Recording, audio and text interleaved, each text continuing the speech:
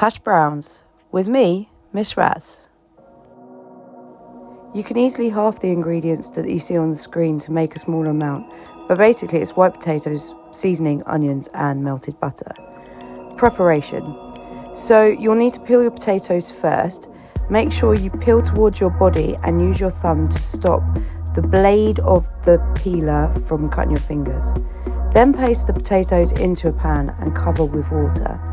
You're going to place them on a medium to high heat and parboil them for about 5 minutes. That means bring them to the boil and let them cook for a bit.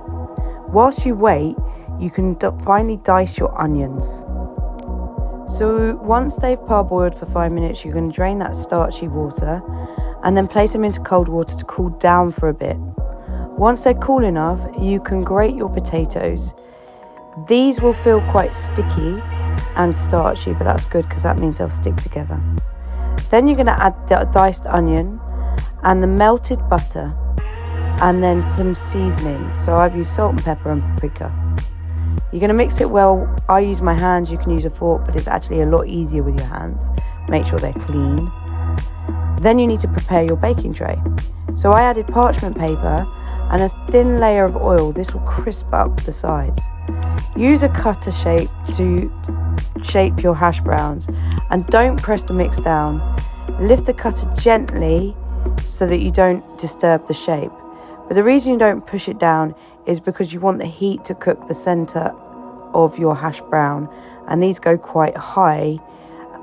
Once you take them out of the oven first time, you're going to flip them and then you can press them down a bit. If you press them down too much, you'll lose the texture in the middle. For crispy edges, either coat or spray the top of the hash browns with oil. Then place them in the oven for 10 minutes at 200 or 180 fan, gas mark 6. Then take them out after 10 minutes and flip them over and press them down gently. They're now going to go back in the oven for 10 more minutes. Once they come out, they'll be golden brown and delicious. Check out those crispy edges. They are a great accompaniment to a dinner or for breakfast. But I hope you enjoy them. Have a good day.